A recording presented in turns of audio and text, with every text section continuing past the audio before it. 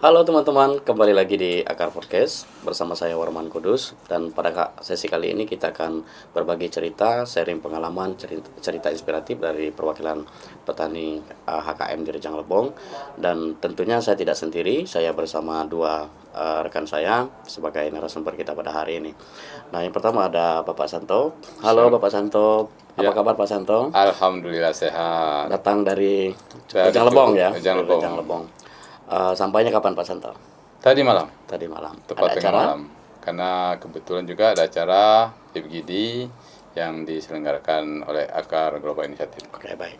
Dan di sebelah kanan saya ada koordinator BPDLH Provinsi Bengkulu, ada Bung Beni. Halo Bung Beni. Nampaknya senyum Bung Beni ini sedikit menggembirakan begitu ya. Senyum penuh. Penuh harapan. Nah, teman-teman, dalam sesi ini kita akan bercerita dan berbagi pengalaman berkaitan dengan pengelolaan perhutanan sosial dan dukungan para pihak terhadap program ini. Nah, saya kembali ke Pak Santo terlebih dahulu. Ya. Nah, Pak Santo, HKM Rejang Lebong ini kan diberikan izin itu tahun 2015 kalau tidak salah. 2015. Nah, boleh dong diceritakan ke kita gitu ya.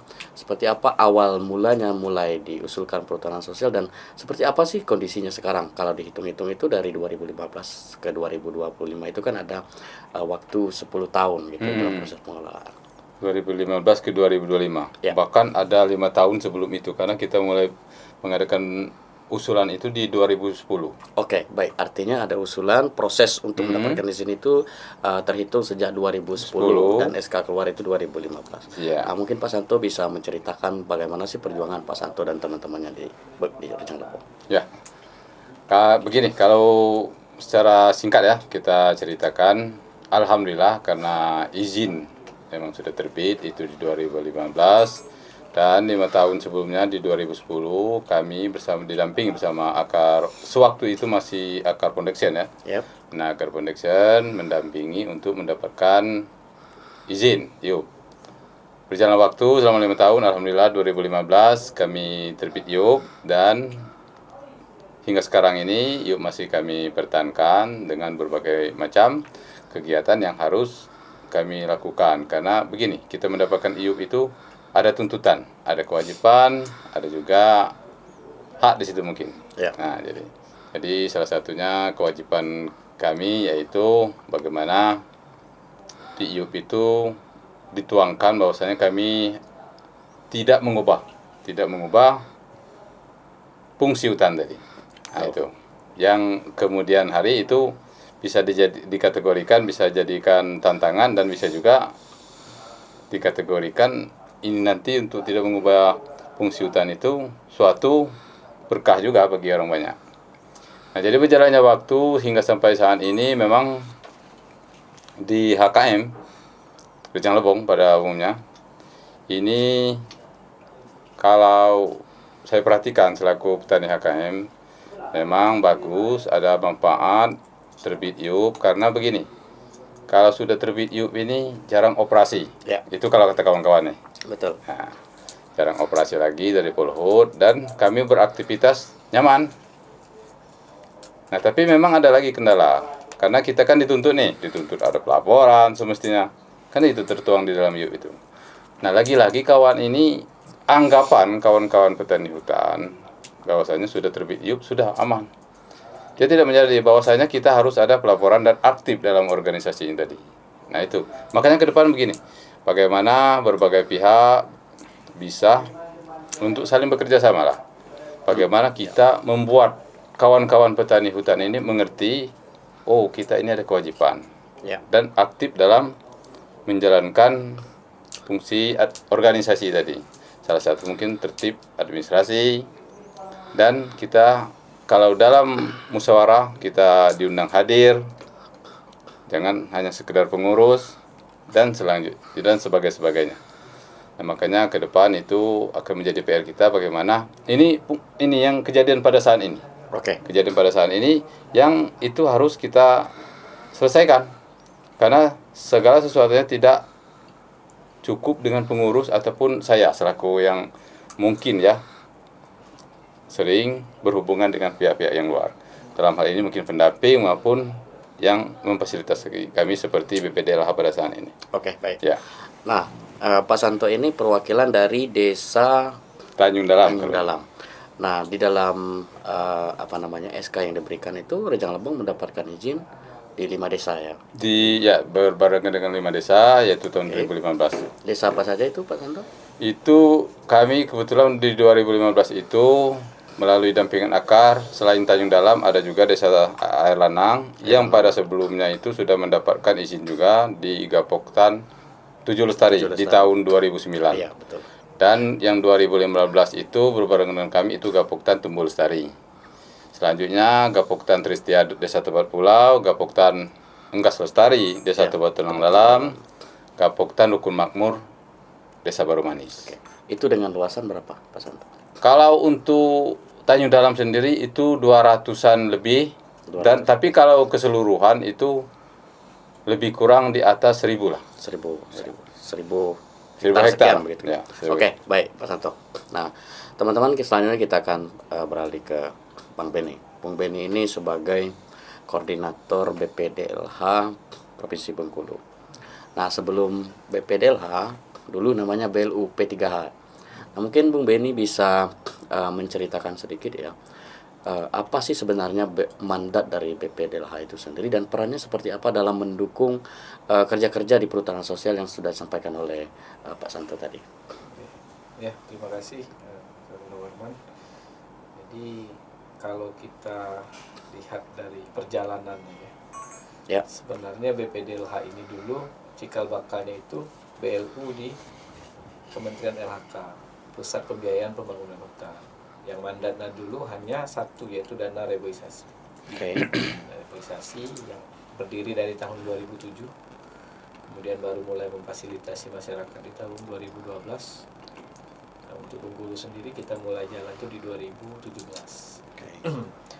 Nah, BPDLH sendiri itu sebenarnya pengembangan, ada mandat Peraturan Presiden Nomor 77 Tahun 2018 tentang pengelolaan dana lingkungan hidup. Nah, jadi dana lingkungan hidup ini dia bertugas untuk mengelola, menghimpun, mengelola, kemudian menyalurkan dana kepada masyarakat yang berperan aktif dalam menjaga fungsi lingkungan. Nah, kemudian mendukung tercapainya tujuan pemerintah dalam pengurangan gas emisi rumah kaca, seperti itu. Kurang lebih seperti itu kegiatannya. Nah, untuk di Provinsi Bengkulu sendiri, BPDLH ini sebenarnya sudah berjalan kegiatan semenjak dari BLU Pusat Kedua Hadu, yaitu memfasilitasi masyarakat atau petani untuk kegiatan ekonomi, mendukung pengembangan usaha yang ada di kawasan perhutanan sosial. Akan tetapi saat ini BPDLH semakin berkembang, memiliki banyak skema. Salah satunya selain dana bergulir yang bersumber dari APBN tadi, dana reboisasi, ada juga dana dari funding dari para donor dari luar negeri, seperti dari Norwegia, yaitu REDD Plus kalau kita tahu. Untuk kegiatan-kegiatan pemulihan lingkungan. Kemudian juga dari Ford Foundation, kemudian dari lain-lainnya. Nah, skemnya juga banyak. Ada dana Tera, dana Tera, fasilitasi untuk penelitian seperti itu kan, pendampingan masyarakat. Kemudian juga ada dana hibah masyarakat untuk mendukung kegiatan-kegiatan pemulihan lingkungan seperti itu. Energi terbarukan, masyarakat sadar terhadap lingkungan, peduli sampah, atau masyarakat yang selama ini memiliki upaya atau usaha mendukung kegiatan-kegiatan lingkungan seperti itu. Nah, ada juga dana pooling fund bencana. Nah, macam-macam skema yang ada di BPDLH yang bisa difasilitasi oleh masyarakat. Ada juga yang by mandat, sudah ditentukan seperti itu. Misalnya donor memberikan mandat kepada BPDLH untuk menyalurkan wilayah atau tempat tertentu seperti dana mangrove, kemudian itu bio CF yang di Jambi dan Kalimantan. Ada juga yang by proposal. Nah, yang by proposal ini itu usulan dari masyarakat seperti itu. Nah, untuk dana bergulir sendiri itu sudah berjalan sejak lama sebelum BPDLH atau BLU berpindah ke BPDLH. Mungkin itu. Oke, baik. Terima kasih Bung Beni. Nah, kalau kita dengar dari cerita Bung Beni, artinya sumber pendanaannya banyak sekali. Iya. Nah, dengan skema yang berbagai macam ya modelnya. Nah, di Rejang Lebong sendiri itu sudah terrealisasi Bung Beni, yang dana bergulir. Ya. Kalau untuk Rejang Lebong itu sebenarnya kita sudah memfasilitasi kurang lebih di 7 atau 8 pemegang izin. 8 kelompok Ya, begitu ya. kelompok pemegang izin itu di tahun 2018 2019. Ya. Nah, jadi pemegang izin ini kita fasilitasi untuk pengembangan usaha sektor komoditas unggulan yang ada di perhutanan sosial. Termasuk yang kelompok Pak Santo. Termasuk Iya. kelompok Pak Santo. Kelompok Pak Santo ini sebenarnya pilot projectnya. Dulu juga didampingi oleh Akar. Kita coba merumuskan bagaimana pengembangan usaha kopi di PS ini untuk meningkatkan pendapatan ekonomi masyarakat.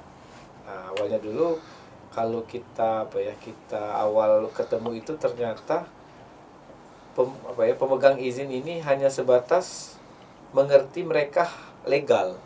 Ya. Hanya sebatas legalitas yang mereka Diberi pahami. izin begitu ya. Diberikan izin tanpa adanya pengusiran. Ternyata mandat di dalam izin itu lebih kompleks. Nah, kita harus mengembangkan usaha, kemudian berhak mendapatkan pendampingan dan lain-lain, termasuk akses modal. Nah, yang kita dorong dulu itu akses modal untuk peningkatan produksi, endingnya nanti kesejahteraan ekonomi. Oke. Nah, untuk komoditas kopi, bagaimana kopi yang dimiliki petani pada waktu itu masih dikelola secara tradisional. Mereka belum tersentuh teknologi dan sangat jauh dari modal. Karena kenapa kita pahami sendiri, petani hutan ini tidak tersentuh oleh bank atau non bankable lah bahasa keren itu. Jadi mereka tidak bisa mengakses pinjaman ke bank karena lahannya yang dikelola itu lahan pemerintah, bukan lahan milik. Nah, tentu perlu dukungan dari pihak lain, termasuk salah satunya BPDLH, yang memiliki mandat untuk membantu petani-petani yang bergantung hidup di kawasan hutan ini. Seperti itu. Nah, kita fasilitasi pada waktu itu kurang lebih di 5 desa dengan skema peremajaan kopi untuk peningkatan produksi agar kopi yang tadinya 1 hektar per satu petani itu yang awalnya itu hanya 700 kilo per musim, kita berikan support pembiayaan, targetnya itu 2,5 ton per Ada peningkatan ya, benar. Dan dengan pola itu peremajaan petani memiliki pohon kopi yang dikelola secara tradisional tadi, kita sambung dengan bibit unggul dari tempat-tempat yang memiliki produksi tinggi. Nah, kita support untuk biaya perawatan hingga nanti biaya pemeliharaan dan upah kerja sampai mereka panen dan mendapatkan hasil yang sesuai dengan apa yang kita harapkan. Oke. Artinya BPDLH pada waktu itu memberikan support atau dukungan dalam bentuk uang, Modal modal dengan hitungan-hitungan begitu ya, ada sesuai dengan kebutuhan analisisnya, gitu. ya. Oh, ada analisisnya juga. Ada Oke. analisisnya. Oke, baik Bung Beni. Nah, selanjutnya teman-teman kita ke Pak Santo nih. Tadi Bung Beni sudah sampaikan ternyata Bung Beni sebagai koordinator BPDLH Bengkulu sudah memberikan dukungan kepada Pak Santo. Nah, dari dukungan dan izin yang sudah diberikan, selain dukungan kemudian ada legalitas tadi yang Pak Santo bilang ya, ada izin diberikan oleh kementerian dari kementerian melalui bupati, sehingga Pak Santo merasa legal untuk mengelola di kawasan hutan sebagai kelompok tani. Nah, kira-kira selama rentan waktu 10 tahun ini apa dampak yang paling dirasakan oleh Pak Santo terhadap izin yang diberikan, kemudian tadi ada dukungan juga. Ya. Seperti apa? Apakah benar gitu ya harapan Bung Beni itu dari 700 kilo meningkat menjadi 2 ton dan sebagainya? Ya, kalau dampak sih begini. Kita sudah pasti dari awalnya kita merasa keamanan yang tahu ya. Kita aman beraktivitas untuk bertani, tanam di kawasan hutan lindung. Itu sudah pasti itu. Ya. Nah, selanjutnya tadi seperti yang disebutkan Bung Beni tadi pernah memfasilitasi kami itu di tahun 2018-2019 ya untuk mendapatkan modal lah dalam hal ini, pinjaman bergulir. Nah, itu memang benar itu. Nah, jadi memang pada waktu itu proyek kami, kelompok kami, dan itu didampingi juga akar, bahkan perdana ya kita buat proposal untuk kopi. Nah, itu perdana untuk kopi dan memakan waktu itu sampai sebulan, 1 bulan Ya. mengerjakan proposal. Karena perdana Baru pertama kali ya berarti. baru pertama sekali. Nah, makanya ya alhamdulillah proposal tembus dan itu terrealisasi. Memang ditemukan sih kendala kenapa masyarakatnya atau yang mendapatkan bantuan tadi belum gitu maksimal menjalankan aturan atau yang dibuat ketentuan bersama. Nah itu lagi mungkin kita masih ada evaluasi lagi. Oke. Kenapa belum begitu berhasil dan bahwasanya sudah retruk ya, sudah restrukturisasi 1 kali, sudah perpanjangan maksudnya, perpanjangan karena sudah limit waktu dan diperpanjang lagi.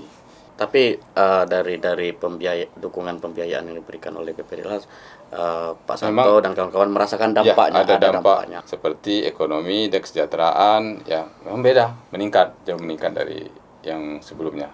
Terlebih lagi mungkin ada beberapa kawan yang memang menjalankan untuk penyambungan tunas tadi atau mengubah pola dalam peningkatan produksi ya berhasil. Ya. Oke. Mungkin masih ke Pak Santo ya. Pak Santo mungkin bisa menceritakan selain tadi misalnya 2015 mendapatkan izin, kemudian ada dukungan dari para BPDLH. pihak, dan di program pemerintah pun dengan harapan bahwa pengelolaan kawasan hutan ini dalam skema perhutanan sosial diharapkan bahwa masyarakatnya sejahtera, kemudiannya ekologinya terjaga, hutannya dijaga oleh masyarakat sesuai yang disampaikan oleh Pak Santo, tidak merubah fungsi kawasan hutan sehingga menjadi pengelolaan yang berkelanjutan. Nah, sejauh ini ya, selain ada dampak positif dapat dukungan pembiayaan dari teman-teman BPDLH, secara menyeluruh dari 5 desa itu sendiri seperti apa sih kondisi konkret ya? Apakah benar-benar yang sejahtera itu dialami oleh keseluruhan atau memang jangan-jangan hanya kelompok Pak Santo saja begitu? Bagaimana teman-teman yang lain yang mungkin belum tersentuh dukungan dari para pihak?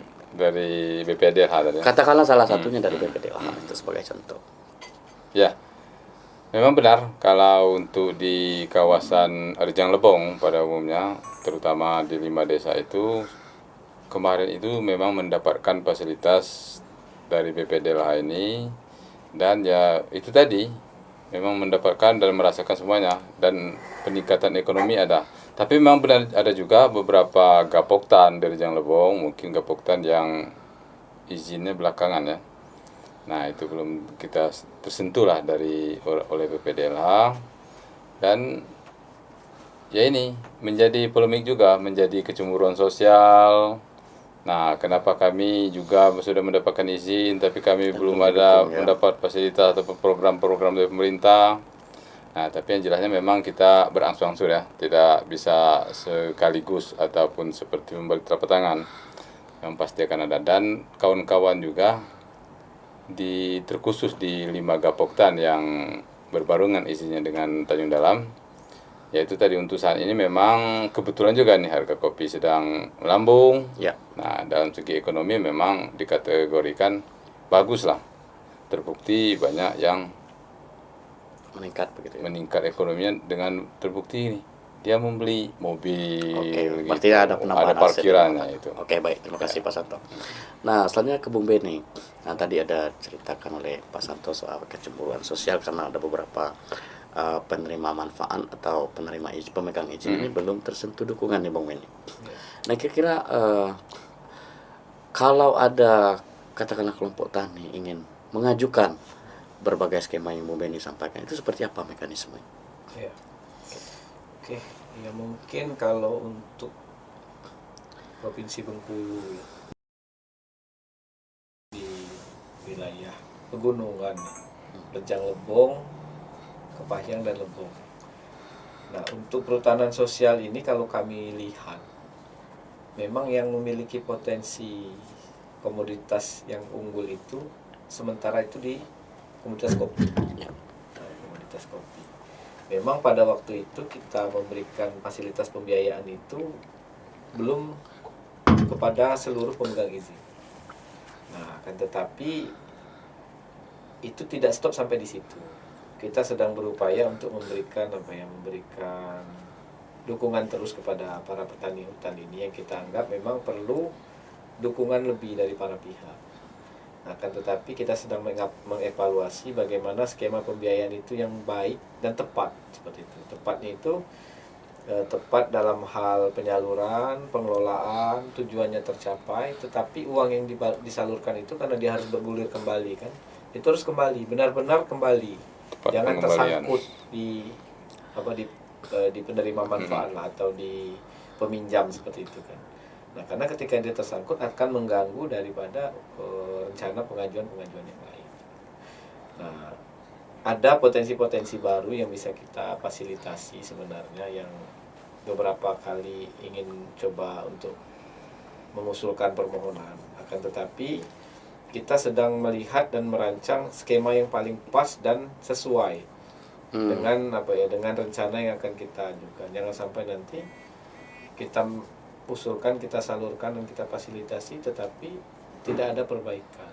Sebenarnya banyak hal yang perlu diperbaiki dari berbagai sektor. Berdasarkan hasil evaluasi kami, memang pemegang izin ini terutama itu harus dikuatkan dulu dari sisi kelembagaan kelompoknya. Kelembagaan kelompok, betul. Memang kalau kita bicara pas ketika pengajuan, misal satu kelompok itu orang 40, ketika kita undang itu bisa hadir lebih dari itu. Kenapa sih konsistensi itu tidak terjadi dalam proses perjalanannya? Ketika kita undang, yang datang orang 5, yang datang orang 3. Berarti kan kelembagaan kelompoknya dianggap lemah. Masih lemah. Jadi lebih mending sendiri-sendiri. Jadi kelembagaan kelompoknya harus diperkuat. Kemudian edukasi, bagaimana mereka tuh memahami usaha yang mereka jalankan itu memang benar-benar memberikan upaya peningkatan kesejahteraan ekonomi. Nah, peran para pihak, manajemen kolaborasi tadi, pendampingan yang intensif, karena prinsipnya mendampingi petani hutan ini tingkat kerumitannya memang lebih dalam karena harus terus menerus. Mereka kurang dilirik oleh para pihak. Satu, ya segmen petani hutan ini kan memang milik kehutanan. Hanya orang-orang kehutanan yang peduli dengan petani hutan ini. Nah, jadi kita perlu menggait para pihak lain untuk bagaimana mendukung mereka ini supaya petani hutan ini menjadi petani yang maju seperti itu. Mungkin itu. Oke. Ternyata banyak sekali tantangan, itu salah satu ya tantangan yang disampaikan oleh Bung Beni. Nah, artinya untuk mengajukan ini mereka mengajukan secara mandiri ke kelompok. Nah, terus begini Bung Beni, katakanlah peran-peran pendamping ini banyak sekali kita lihat itu selesai dalam proses pendampingan setelah kelompok tani itu menerima izin. Tetapi tidak ada pendampingan yang dilakukan setelah izin itu diberikan. Nah, kemudian ditemukan kendala kurang kuatnya kelembagaannya, kemudian kurangnya kekompakan. Nah, namun mereka butuh dukungan dari para pihak. Nah, mungkin Bung Beni bisa memberikan pandangan ya terkait dukungan para pihak ini. Ketika kondisi itu ditemukan, itu seperti apa harusnya? Apakah misalnya dari BPDLH sendiri melakukan sosialisasi dulu untuk peluang-peluang pendanaan, atau ada pihak lain yang memang harus bertanggung jawab dan berkewajiban untuk membantu kelompok tani dalam proses mendampingi usulan ke BPDLH sendiri? Nah, jadi kalau kita lihat fenomenanya sekarang, pemegang izin itu kan rata-rata kan memiliki pendamping. Boleh dikatakan pendamping yang dimaksud adalah pendamping yang di SK-kan resmi oleh balai terkait. Oh, artinya orang yang diinstruksikan dari Kementerian Kehutanan ya.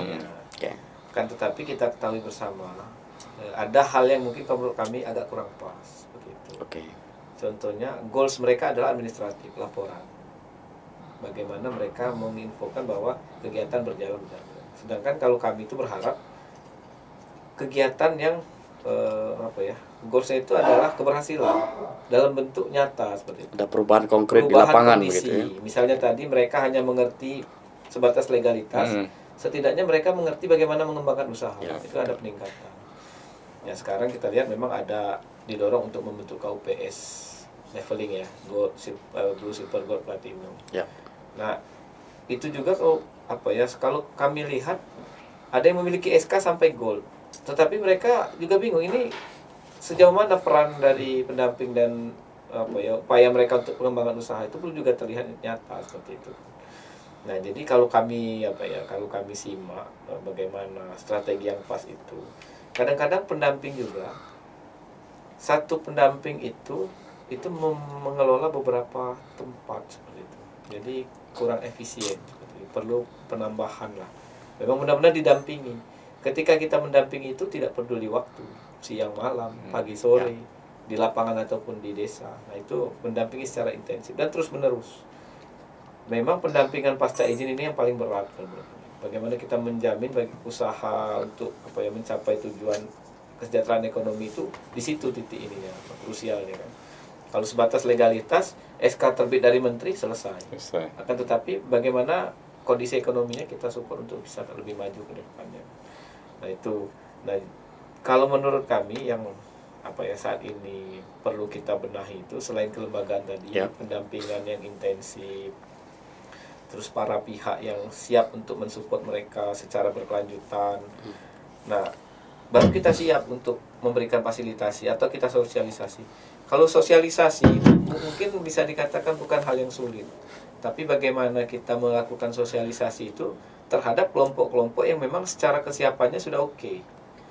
Nah, bukan lagi yang masih kelembagaannya masih lemah, kemudian itu juga mereka menjalankan usahanya juga belum begitu kuat, sehingga kita ada kekhawatiran uang ini nanti tidak dikelola dengan baik dan sesuai dengan rencana yang mereka ajukan seperti itu. Sehingga harus tepat sasaran. Harus tepat sasaran dan harus berhasil.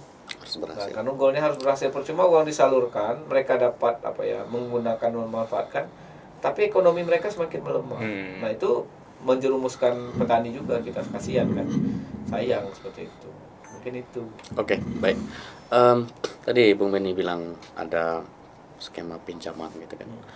Nah, kita kan sering dengar ini kan pinjaman ini kan ada banyak tempat yang bisa kita lakukan peminjaman, ada di bank, bahkan ada program pemerintah seperti Mekar. Nah, kalau di BPDLH sendiri itu seperti apa skemanya? Apakah misalnya mereka harus membayar setiap bulan dengan bunga sekian dan sebagainya? Ada berbagai macam skema sebenarnya. Kita ada dua pola pembiayaan. Satu langsung ini kepada petani penerima manfaat melalui kelompok yang sudah dilegalkan tadi, biasanya Gapoktan atau KTH. Perorangan di dalam kelompok, mereka difasilitasi sesuai komoditas yang mereka miliki. Contoh misal kopi. Nah, kopi ini kan siklusnya tahunan, dibiayai per siklus. Pembayaran nanti per grace period itu per satu siklus. Contohnya misal kopi ini panennya kan setiap periode bulan Juni sampai dengan bulan Oktober. Nah, di dalam periode itu mereka wajib melakukan pembayaran seperti itu. Jadi bisa dari 1 tahun sekali ataupun per 6 bulan sekali. Nah, itu pola pertama. Komoditas lain pun berbeda nanti menyesuaikan dengan usaha yang mereka jalankan. Nah, yang berikutnya kita punya skema itu melalui lembaga penyalur. Lembaga penyalur ini biasanya lembaga pembiayaan yang ada di lokal, yang memang selama ini konsen membiayai atau mendampingi petani untuk diberikan pembiayaan. Nah, itu kita fasilitasi 3 pihak nanti, petani, kemudian lembaga penyalur, biasanya koperasi ini. Tapi kalau di Bengkulu memang belum ada, ini banyak di Pulau Jawa. Nah, kemudian lembaga pembiayaan yaitu BPDLH. Nah, kita biayai 3 pihak ini nanti, petaninya sebagai penerima manfaat, lembaga penyalurnya sebagai yang mendampingi dan merekrut petani itu untuk dimodali, kemudian nanti skema penagihannya itu melalui lembaga penyalur itu. Jadi ada 3 pihak. Kita mencari keamanan agar modal yang diberikan tadi, pembiayaan yang diberikan tadi, itu kontrol pembayarannya itu tidak sulit. Nah, seperti itu. Jadi ada peran dari pihak ketiga seperti itu. Yang artinya bahwa program BPDLH ini dimudahkan lah ya untuk masyarakat. Oke, baik Bung Beni. Selanjutnya ke Pak Santo nih. Tadi ada diceritakan oleh Bung Beni berkaitan dengan kepada kelompok usaha. Nah, mungkin Bung Santo bisa ceritakan ke kita gitu ya dan teman-teman yang mungkin lagi nonton di podcast Akar gitu. Seperti apa sih pengembangan usaha yang ada di kelompok perhutanan sosial di Rejang Lebong? Ya, ya benar. Kalau tadi diceritakan Bang Benny, kami memang sudah mendapatkan bantuan itu untuk pengembangan usaha, itu peningkatan produksi. Nah, jadi mungkin ada lagi pengembangan usaha lainnya seperti di perhutanan sosial kan itu ada berupa KUPS, kelompok usaha perhutanan sosial. Nanti akan ada pengembangan usaha produk turunan seperti membuat produk bubuk kopi dan sebagainya. Ataupun mungkin dia membuat usaha juga untuk kopi siap ekspor. Akan itu. Dalam bentuk green bean Green atau bean ya. bubuk bisa? Green bean kalau ekspor green bean, biasanya. Kalau bubuk itu mungkin masih untuk lokal lah, untuk lokal. Nah itu tadi mungkin kalau yang dimaksud Bung Benny tadi kedepannya mungkin ada pembiayaan sejenis untuk hilirisasi. Hilirisasi ya. Nah itu. Jadi mungkin ada pembiayaan itu yang memang petani ini atau petani hutan ini disupport jangan di hulunya, tapi di hilirnya juga. Nah itu. Nah berarti dalam artian dia mensupport bagaimana petani-petani ini tadi melalui KUPS dia bisa mengekspor kopi. Atau kenapa harus mengekspor? Karena dia mendapatkan nilai lebih atau nilai beda harga tadi kan, beda harga ekspor dengan harga yang kita jual di lokal. Nah itu dia bisa mendapatkan nilai lebih dan mendapatkan hak-hak petani tadi untuk mendapatkan harga yang layak. Nah itu mungkin yang dimaksud Bang Benny tadi. Untuk jenis pembiayaan yang lainnya tadi. Ya. Oke, baik Pak Santo. Nah kalau dengar cerita Pak Santo, nah artinya kan sudah ada pihak yang sudah mendukung dalam program perhutanan sosial ini, kemudian ada kemajuan lah dari kelompok pengelola, mulai dari kalau dibandingkan dengan proses sebelum dari proses usulan sebelum ditetapkan atau diberikan izin hingga sekarang. Namun Pak Santo, saya pikir tidak semua kelompok yang ada di Provinsi Bengkulu atau di Rejang Lebong lah khususnya itu kan berjalan mulus. Ya, benar. Nah kalau Pak Santo sendiri menilai ini sebenarnya apa sih tantangan yang dihadapi oleh para kelompok tani ini sehingga belum merata lah kemajuan-kemajuan yang ada di kelompoknya walaupun mereka sudah mendapatkan izin. Ya itu tantangannya begitu tadi, benar kata Pak Benny tadi, mungkin untuk pendampingan ini masih terkadang pendamping itu dia mengutamakan sekedar laporan. Nah jadi sedangkan bahwasanya pendampingan yang intens tadi itu salah satu menunjang bagaimana kelompok-kelompok tadi untuk lebih maju dan sejahtera. Nah itu jadi tantangan, makanya benar juga sih kalau perlu mungkin ditambah tenaga pendamping ataupun mungkin bekerja sama dengan berbagai pihak, salah satu dengan NGO, dan harus banyak lah yang peduli terhadap petani-petani hutan ini, terutama petani hutan sosial di kawasan AKM Rejang Lebong. Nah biar ada pemerataan untuk kawan-kawan kapasitas lah gitu ya, di kelembagaan lain. Nah itu salah satu tantangan. Oke, terima kasih Pak Santo. Nah mungkin kita akan ke Bung Benny lagi. Nah saya pikir kawan-kawan BPDLH menemukan tantangan yang sama ya, terutama dalam proses ini kan kita bicara uang, pendanaan itu kan sangat sensitif sekali. Nah ada beberapa, saya percaya bahwa pasti ada beberapa kendala yang mungkin Bung Benny sendiri menemukan fakta seperti itu di lapangan. Nah selain tantangan yang tadi ya soal masih minimnya kapasitas di kelembagaan kelompok, mungkin Bang Benny bisa menceritakan tantangan-tantangan lain yang sering dihadapi oleh teman-teman di BPDLH itu sendiri dalam proses mendukung program perhutanan sosial di Bengkulu ini. Kalau saya lihat ya,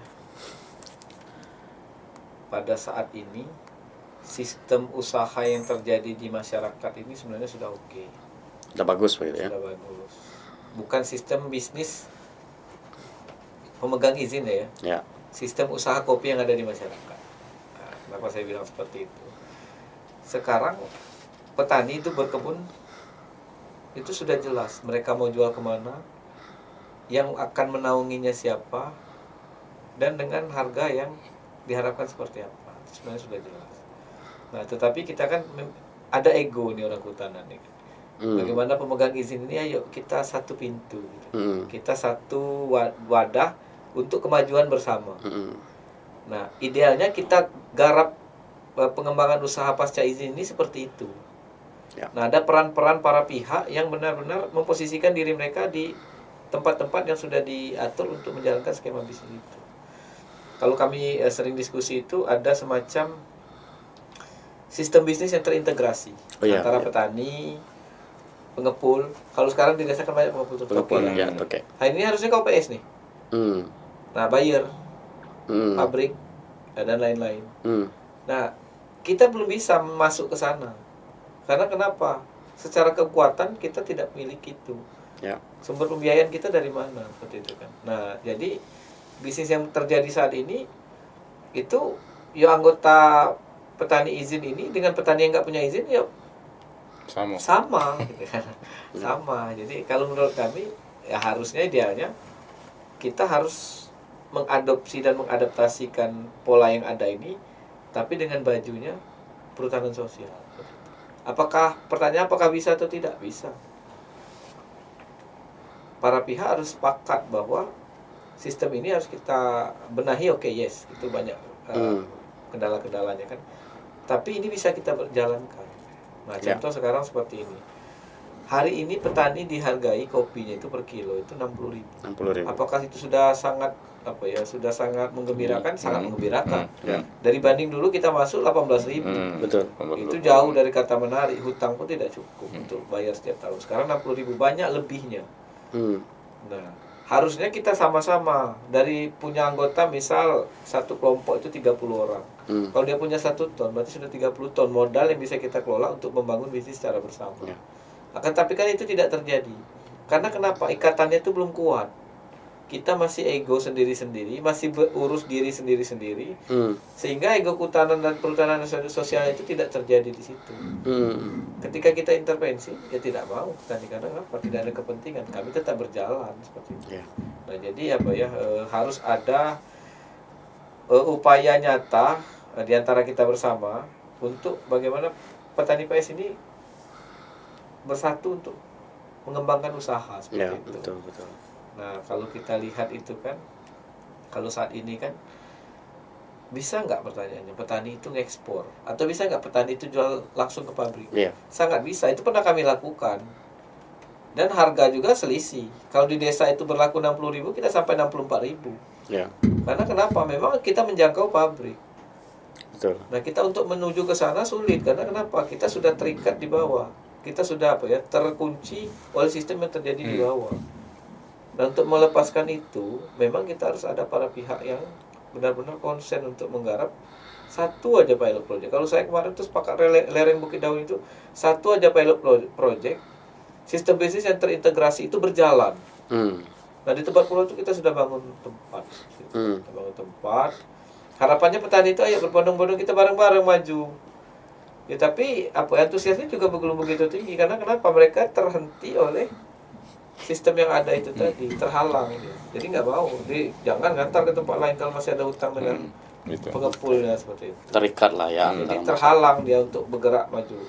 Untuk merubah itu berarti harus ada sistem baru yang memberikan tawaran lebih. Mulai dari modal, jaminan harga, kemudian juga jaminan kepastian beli dan penjualan. Nah, itu yang sedang kita rancang sekarang melalui skema BPDLH. Pola pembiayaan kepada off-taker. Siapa off-takernya? KOPS bisa. Atau orang desa atau pengepul di desa yang mau menjadi bagian dari sistem ini. Itu oke, nggak masalah. Jadi petani itu tinggal aja penerima manfaat. Kontrol panennya off-taker, penampungan hasilnya off-taker, penjualnya nanti pun off-taker. Nah, dengan catatan kita harus mengerti standar kualitas, peningkatan produksi, dan memiliki kepastian pasar yang sustainable seperti itu. Mungkin itu Bang Warman. Oke, baik. Terima kasih Bang Benny. Nah, kita ke Pak Santo lagi nih. Nah, tadi Pak Santo sudah bercerita banyak hal yang berkaitan dengan pengolahan perhutanan sosial, khususnya skema hutan kemasyarakatan yang ada di Rejang Lebong, dan tentunya tidak semuanya itu berjalan mulus begitu Pak Santo. Nah, mungkin terakhir nih, sesi terakhir nih, mungkin Pak Santo bisa menyampaikan harapan maupun pesan dan kesannya kepada kita semua ini dalam pengalaman Pak Santo sendiri sebagai petani HKM yang tadi Rejang Lebong, sehingga dengan harapan tidak hanya menjadikan masyarakat itu sejahtera kemudian ekologinya terjaga, tapi kita merupakan bagian dari orang yang merespon ya ada perubahan iklim yang ada di dunia ini sekarang. Mungkin silakan Pak Santo. Kedepannya bagaimana kami petani hutan ini setara dengan petani-petani lain mendapatkan fasilitas baik itu dari swasta, pemerintah maupun yang lain yang berkontribusi ke kami petani hutan. Dan kami juga mengharapkan begini, Bung Warman, karena kami ini katakanlah termarginal, bukan lagi termarginal. Nah, jadi kami mengharapkan bagaimana kedepannya banyak berbagai pihak yang intens terhadap hutan sosial ini. Karena begini, kami siap menjaga hutan dalam hal ini ya, fungsi hutan itu. Tapi kami juga butuh jaga keluarga kami atau penghidupan dalam keluarga kami. Nah, kenapa kayak kita butuh kerjasama berbagai pihak? Bagaimana istilahnya kita itu kami bisa menjaga hutan dan yang pihak berkontribusi terhadap tadi untuk mendukung kami dalam menjaga hutan ini. Salah satunya mungkin bagaimana kami pendapatan ekonomi kami tidak berkurang, minimal tidak berkurang ya. Apa kalau berkurang kan hancur juga. Betul. Nah itu, tidak berkurang seperti hak-hak kami, seperti hak yang lainnya mendapatkan subsidi. Betul. Nah itu, ataupun yang lain-lain dari pemerintah. Nah makanya kedepannya kami sangat mengharapkan dari pemerintah dalam hal ini untuk bagaimanalah kami di petani hutan itu mendapatkan hak atau keadilan yang sama. Dan terlebih lagi kami juga mengharapkan ke dalam hal ini negara ya, untuk benar-benar menjalankan ataupun memegang amanat undang-undang bahwasanya kami ini ada perlindungan hukumnya. Karena begini, kita tidak menutup kemungkinan di kemudian hari kami ini tersingkirkan oleh korporasi. Jadi bagaimana untuk penguatan izin kami itu ada sejenis regulasi yang memang diatur dan keberpihakannya kepada kami penggarap hutan. Nah itu harapan kami ke depannya, supaya kita ini sama-sama maju lah. Dalam hal ini negara maju, kami rakyat juga sejahtera. Ya mungkin begitu. Oke, baik. Terima kasih Pak Santo, luar biasa sekali statement penutupnya. Kemudian saya ke Bang Beni ya. Mungkin Bang Beni juga bisa menyampaikan pesan, kesan maupun harapan terhadap baik itu di internalnya Bung Beni dari BPDH dalam hal ini mewakili pemerintah, kemudian harapan lain terhadap pemerintah para pelaku langsung, kelompok tani dan para pihak yang mungkin nanti bisa terintegrasi di dalam memberikan dukungan terhadap masyarakat begitu. Mungkin posisi dan keberadaan saya saat ini berada pada posisi tengah ya, antara pemerintah yang jauh di pusat dengan masyarakat yang ada di daerah. Kalau dari kacamata pemerintah ini, bahwa khususnya di BPDLH, pada intinya pemerintah itu tidak kurang-kurang memiliki program yang bisa difasilitasi oleh masyarakat, khusus untuk petani hutan ini sendiri. Banyak sekali program yang bisa dimanfaatkan dan bisa difasilitasi. Pada intinya masyarakat harus siap terhadap perubahan kondisi dan kebijakan yang terjadi oleh pemerintah. Persiapkan diri, kemudian adaptasi terhadap kondisi yang terus berubah. Kalau support terhadap masyarakat oleh pemerintah itu, kalau bisa saya sampaikan, itu sangat besar dan sangat banyak sekali. Tinggal lagi masyarakat siap ataupun tidak terhadap program-program yang mungkin akan nanti diberikan oleh pemerintah. Itu yang pertama. Yang kedua, terkait dengan perekonomian petani PS yang ada di Provinsi Bengkulu, terkhusus Rejang Lebong. Seperti kita ketahui bersama, produk unggulan Provinsi Bengkulu ini untuk wilayah pegunungan itu adalah kopi. Namun saat ini kopi memiliki produksi yang sangat rendah dan menurun pada setiap tahunnya. Itu disebabkan oleh banyak faktor, bisa jadi karena perubahan iklim dan cuaca, kemudian itu pola budidaya yang semakin praktis sehingga mengabaikan azas-azas keberlanjutan lingkungan, sistem bisnis yang masih saat ini belum terlalu menggembirakan bagi petani, mari kita perbaiki bersama. Yang memulai itu adalah petani, karena petani menjadi aktor utama dalam proses keberlanjutan itu, mulai dari ekonomi, lingkungan, kemudian sosial dan lain-lain, menjadi aktor utama, sehingga petani harus benar-benar siap untuk adaptasi dan merubah kondisi, sehingga mereka ini, bisnis yang mereka jalankan, usaha yang mereka jalankan di PS ini bisa berjalan secara berkelanjutan.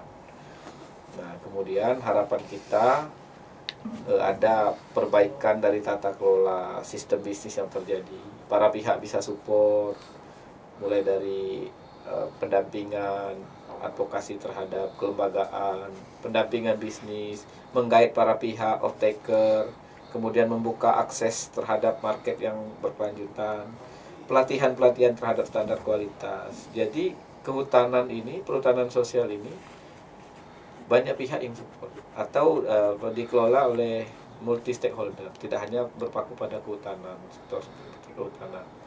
Dan harapan saya 2026, 2027 akan ada skema bisnis kopi yang terintegrasi terkhusus untuk di area Bukit Daun di 10 desa, kurang lebih di 3 kecamatan. Itu target kita harus ada mini industri yang memang benar-benar menampung kopi hasil dari perhutanan sosial, karena ada potensi sekitar 5-10 ribu ton per tiap tahun. Itu yang akan menjadi menjadi bahan diskusi kita bersama, bagaimana peningkatan daripada usaha dan peningkatan untuk pengembangan supaya ini dilirik oleh para pihak untuk disupport, kemudian ini berjalan dan kita bisa sama-sama fight membantu petani yang ada di perhutanan sosial. Mungkin seperti itu, Bang Warman. Oke, baik, terima kasih Bu Eni. Nah, luar biasa sekali teman-teman, kita sudah mendengarkan cerita menarik, inspiratif dan inovatif ya dari dua sudut pandang yang berbeda, dari pelaku langsung di lapangan yaitu petani perhutanan sosial, kemudian dari bagian dari pemerintah yang memberi dukungan baik itu permodalan dan sebagainya. Nah, artinya kolaborasi atau kerja-kerja bersama ini yang perlu kita lakukan ke depan, bahwa menjaga hutan itu tidak hanya sebagai tugas dan beban kepada pemerintah, begitu juga dengan masyarakat dan sebaliknya. Tentu kita mengharapkan dukungan-dukungan dari para pihak yang lain, sehingga seperti yang disampaikan oleh para narasumber, kerja-kerja kita ini bisa terintegrasi dan dapat melibatkan para pihak, sehingga harapan besar program pemerintah bisa tercapai, khususnya program-program pemerintah di Provinsi Bengkulu. Saya ucapkan terima kasih kepada Pak Susanto dan Bung Beni sudah hadir dalam Akar Podcast dalam sesi kali ini. Sampai berjumpa dalam sesi selanjutnya.